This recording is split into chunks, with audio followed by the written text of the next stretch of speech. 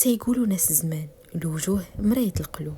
كانت واحد السيدة سميتها لا الزاهية، معروفة باللي عندها العين الحمراء، غير كتشوف وجه البشر وكتفهمه. واحد المرة دخلت عندها ضيفة، كلشي في الدار بانت ليها الضيفة مسكينة وكلامها حلو بحال السكر. لا الزاهية قراتها من بعيد وشافت فرمشت عينيها وفي حركات يديها، وقالت لبنتها في ودنيها: يا بنتي اللي كلامها زايد حلاوة راه عسلها مغشوش. شوفي في نظرة عينيها ملي كتسكت تما يعطيك الخبر. وفعلا ما دازت سيمانة حتى بانت نيت ديك السيدة وبغات تشتت الشمل. واليوم في ديوان المعلمة غنعطيك الساروت ديال كيفاش تولي قاريه البشر بلا ما يهضروا، وتعرفي شكون اللي يدخل لعتبتك وشكون اللي تعطيها بظهرك.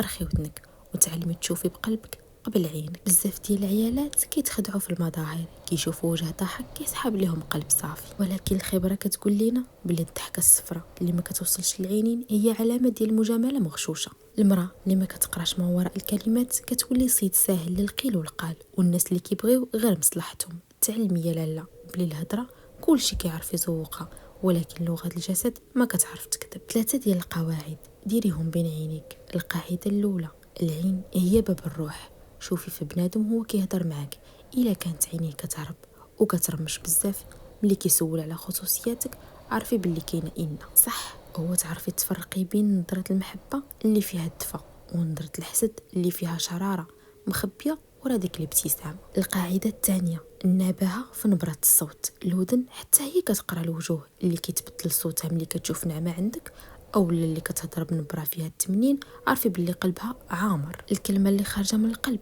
كتكون رزينه، والكلمه اللي خارجه غير من طرف اللسان كتكون خفيفه وطايره. اما القاعده الثالثه: حركات اليدين والجلسه.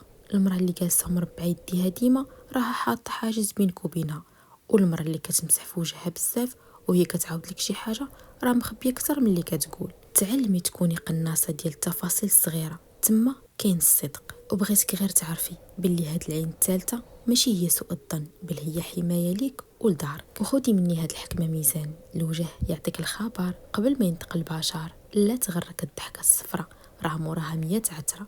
كوني قاريه سوق الناس وبني على اساس، والمعلمه بالفراسه تعطيك القياس. وبلا ما نوصيك تشاركي هذا الفيديو مع كل ما عز عليك باش حتى هو تكون عنده عينه الثالثه. وخليت لكم النباهه والذكاء والعين اللي كتشوف الحقيقه وراء الاقنعه. ونتلاقاو في المجمع الجاي. بسلامتكم.